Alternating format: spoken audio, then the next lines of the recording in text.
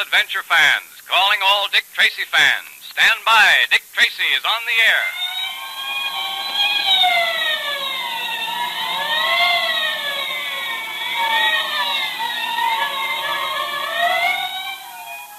The makers of Quaker Puffed Wheat and Quaker Puffed Rice, those delicious, nourishing cereals that are shot from guns, bring you another thrilling Dick Tracy adventure.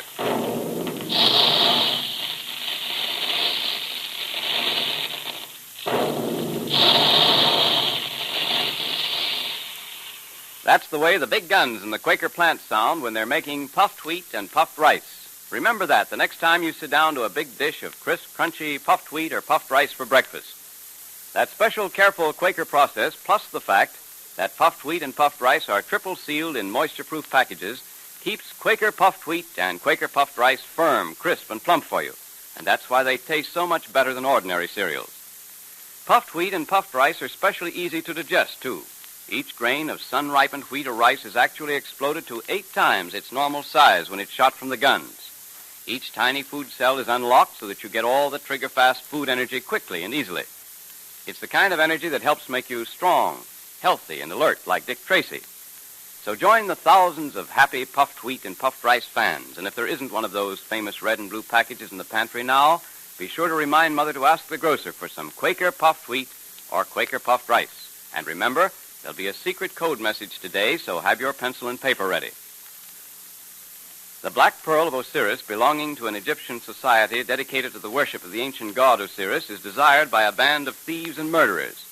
Dick Tracy has concealed the pearl in the secret compartment of a mysterious ring given to him by Umibatik of the cult of Osiris, who told Dick it would bring him good luck. In our last episode, we heard how Dick, Pat, and Junior, while dining in a restaurant, suddenly realized they were surrounded by henchmen of the murderous band. I've noticed, Pat, that we're being watched. 4 different tables around us. Certain shady-looking gentry have not taken their eyes off us. Don't look up now. No, I won't. What do you think we ought to do?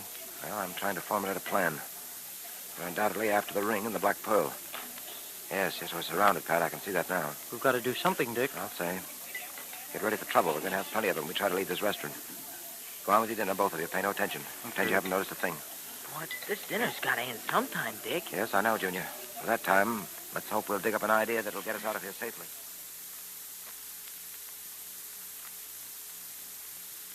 That was good coffee. Finished, Pat? Yeah, I'm finished. I'll tell you one thing, though. I certainly didn't enjoy my dinner the way you evidently did. I didn't get much fun out of this food either. Gosh, Dick, I don't know how you do it. We're surrounded on all sides by these men, and you calmly eat your dinner. And enjoys it, too. Well, why not? Nothing could have happened until we were finished and ready to go. Look, Dick, 5 or 6 of those guys are going outside. Yeah, they see we're through with dinner and that we'll be going out any moment. Well, shall we go? Into the hands of that welcoming committee out there? Could we have some more coffee? I really feel like having another cup. Pat, it'll keep you awake tonight. Unless I'm mistaken, you'll have plenty to perk you up in a few minutes. Gee, Dick, aren't you worried at all? Well, I'm trying not to be. If you try hard enough, you know. Here, I'll take the checks. Come along. Cashier's down this way. $2.25 out of 5. Here's your change, sir. Thank you. Hey, look. Those guys at the other tables are following us out, sort of nonchalantly. Not a very good way of showing nonchalance, is it? Just have your gun ready. Junior, I've taught you how to stay out of harm's way if anything happens. See that you do it. No, not me. I'm going to stick to you, Dick. You'll do as I say. All right, now. There's the door to the street. Let's get going.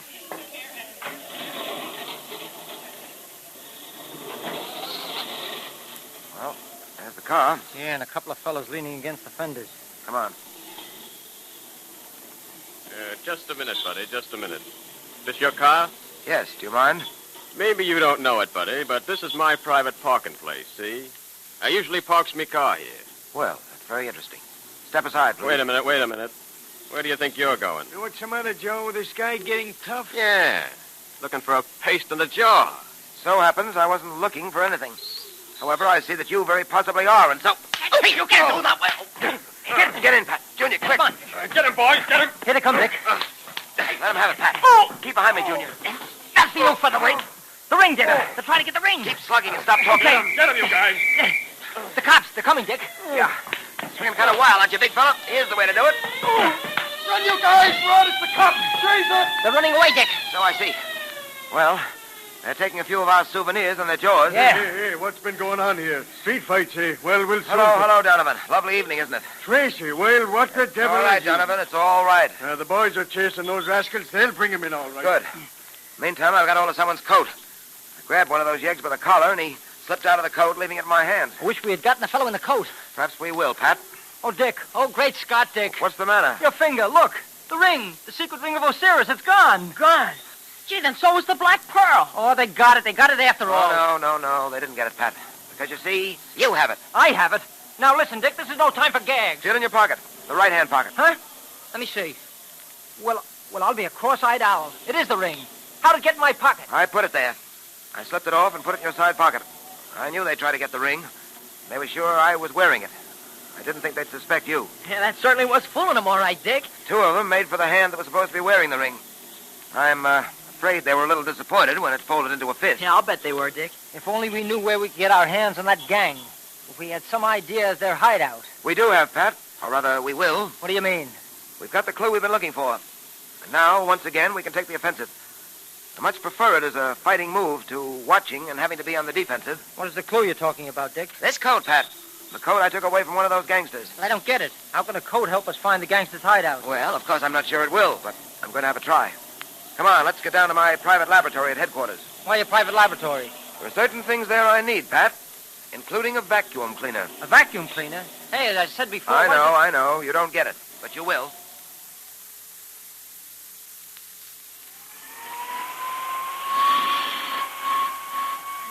Say, Dick, what's the point of going over that coat with a hand vacuum? Yeah, come on, let us in on it, will you, Dick? Why all the little piles of dirt you put on the table? Why don't you put them all in one big pile? Well, you see, Pat, each one of those piles of dirt is labeled. Now, this pile here came from the right-hand pocket of the coat. Yeah? This one came from the left-hand pocket. This pile here is the dust I took out of the back of the coat. And when I empty this dust bag, this little pile will be the dust from the sleeves. All of which adds up to what? Well, Pat, you know that there's more to being a detective than hand-to-hand encounters with criminals. There are times when the fight against crime is carried on not by guns and forces, but science and skill. Some of the most brilliant wars against crime are fought and won in scientific laboratories. Now, I said that this code would lead us to the gang's hideout, and it's going to do just that. Yeah, now, let's see. Hand me that microscope, will you, Junior? Sure I will. Here you are, Dick. Thanks. Now we'll examine each of these little piles separately. Yeah. Have a look, Patrick. Okay. Well, what do you see? Well, you got me. All I see are some particles of black stuff that look like hair, and some gray dust that gleams a little bit, and some more gray stuff that seems sort of dull, and some colored particles of, well, it might be cloth. Is that all, Pat? Yeah, I think so. What else is there to see? Here, let me have a look, Pat. Well, Pat, you'll have to learn to identify things like that at first glance. Took me several years of study, but it was worth it. Tracing the origin of these little particles, being able to build up the story they have to tell is indispensable to a detective. Now, let me demonstrate. Go ahead, I'm waiting. Those black particles that look like hair, Pat, they're really horsehair. I'll test them later, but I'm sure of it without testing them. All right, horsehair. So what? Those gray particles that gleam in the light, they're particles of emery dust. From machines, Pat. Machines. Horsehair and emery dust. Go on. Now, these gray particles that don't gleam are particles of felt. Gray felt. Gray felt. I'm still listening. And those other little pieces of dust, the colored pieces, are particles of vari-colored cloth. You see, Pat, your clothes pick up and retain the dust that is in the air about you. Examine the clothes of a man who works, let's say, for a coal company. And his clothes will contain coal dust. A man who works in a coffee factory will have particles of coffee beans in his pockets and in the dust of his coat, and so on. Okay, but where does all this get us? Well, Pat, don't you see? We've taken from this coat particles of horsehair, emery dust, felt, and colored cloth. Now all we've got to do is to decide what industry uses these articles. In other words, what's made out of them. Put them all together and they spell zero for me. Well, as I figured out, Pat, the one product in which these particles will be found exclusively, including the horsehair, will be mattresses. Mattresses, eh? Oh, say, that's right. I should have thought of that. Now what? Where do we go from here? Well, don't you get it, Pat? All this means is that the gang we're after probably has its hideout in or near a mattress factory. Well, I'll be darned. Say, Dick, that's amazing. And the lucky thing it was that you got that coat. Well, don't let's get too excited about this. We may not be right. But we've got to find out how many mattress factories there are in this town. And we've got to check every one of them.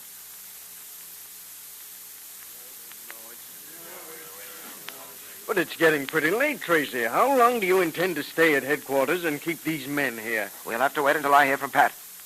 We've discovered that there are only 3 mattress factories in town. There are 3 squads out now. Pat's in charge of the squad on Clay Street, and he's going to report back to me the moment he gets what we're looking for. And what are you looking for? Proof that one of those factories is being used as a hideout by the gang we're after. Factories are being watched very closely. They're supposed to be shut at this time of night. And if the boys see anyone prowling near one of them, entering the building, they'll know that that's the one we want. Will Pat telephone? Yes. I've told him to use the code. We're taking no chances on a slip-up. Swell idea. Well, Tracy, I hope you're right about this mattress factory business. I know you're a bug on scientific detection and all that, and you've always been right in the past. We'll just have to wait and see. Yes? Patton speaking. Go ahead, Pat.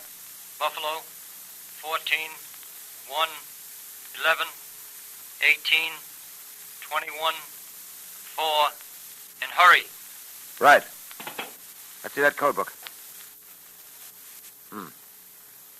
Buffalo, 14, 1, 11, 18, 20... Wait a minute, that's the end of that word. Buffalo, 14, 1, 11, 18, 21, 4. Just what I've been waiting for. All right, men, let's get going.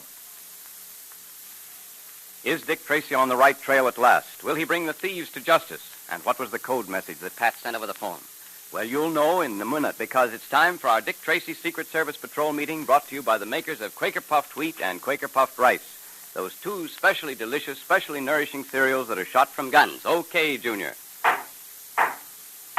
The meeting will now come to order. So get your pencil and paper ready, patrol member, because Junior is going to repeat the secret code message that Pat sent Dick Tracy today.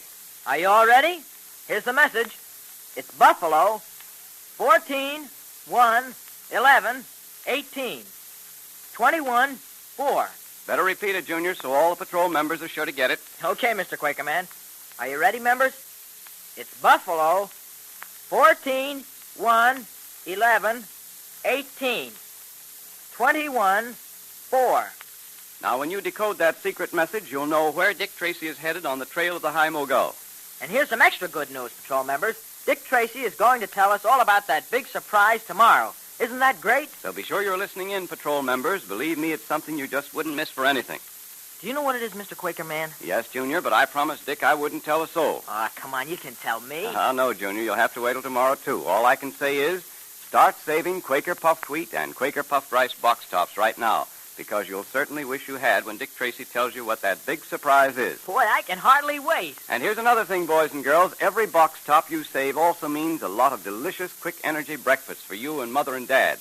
So have Quaker Puffed Wheat one day and Quaker Puffed Rice the next, the way thousands of boys and girls and grown-ups do. And that gives you a grand taste variety, because there are 2 different delicious flavors of the famous cereals that are shot from guns.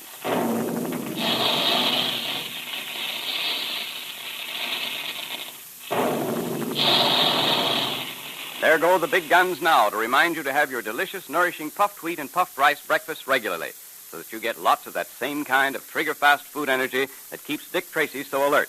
So look in the pantry to make sure there's some there, and if there isn't, ask Mother to get some Quaker Puffed Wheat and Quaker Puffed Rice at the grocer's. And be sure to save the box tops. Calling